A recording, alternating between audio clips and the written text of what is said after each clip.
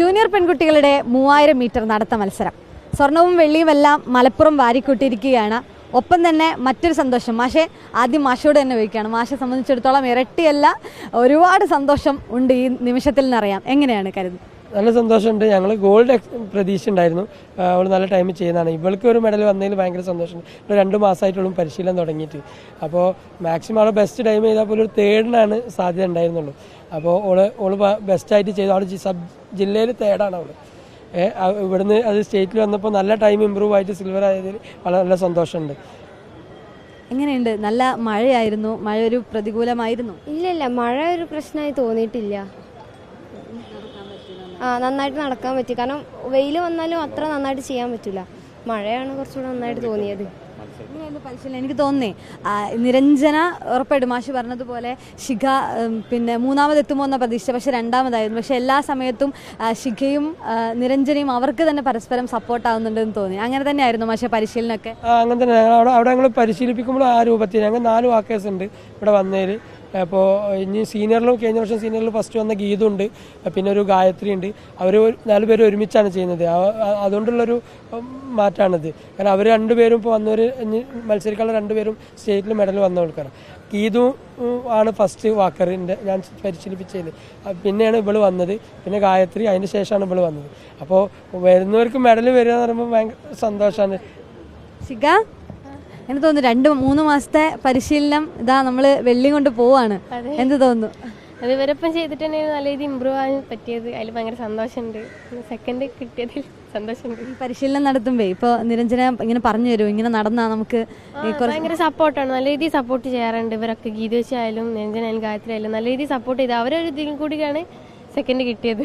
ഒരുപാട് സന്തോഷം. ഇനി എന്തെങ്കിലും ഉണ്ടോ മാഷെ അടുത്ത ഇവർക്ക് എന്തെങ്കിലും? ഇവർക്ക് ഇനി വലിയ കുട്ടികൾക്ക് ഇവന്റ് ഉണ്ട് മാഷെ. ഇങ്ങനൊരു, അതായത് തിരുവനന്തപുരത്തൊരു ഈ ഒരു പിന്നെ ടർഫ് ട്രാക്ക് എന്ന് പറയുന്നത് വേറൊന്നാണ്.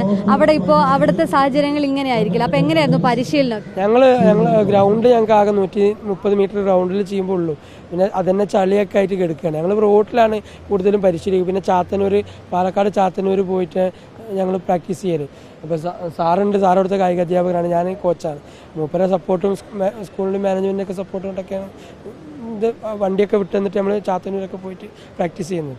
പക്ഷേ വലിയ അങ്ങനെ അത്തരമൊരു പ്രതിസന്ധി നമ്മളെ സ്കൂളിനെ സംബന്ധിച്ചിടത്തോളം ഉണ്ട് എന്നുള്ളത് തീർച്ചയായും. പിന്നെ പ്രതിസന്ധിയിൽ വന്ന ജൂനിയർ ഗേൾസിൻ്റെ ഇരട്ട സ്വർണം എന്നാണ് ഞങ്ങളെ സംബന്ധിച്ചിടത്തോളം. ഞങ്ങൾക്ക് നിരഞ്ജനൻ്റെ അതേ രീതിയിൽ തന്നെയാണ് ശിഖയും വന്നിട്ടുള്ളത്. അപ്പോൾ ഞങ്ങൾക്കിത് ഇരട്ട സ്വർണമായിട്ടാണ് ഈ ജൂനിയർ ഗേൾസിൻ്റെ ഈ 2 മെഡലിനെ ഞങ്ങൾ കാണുന്നത്.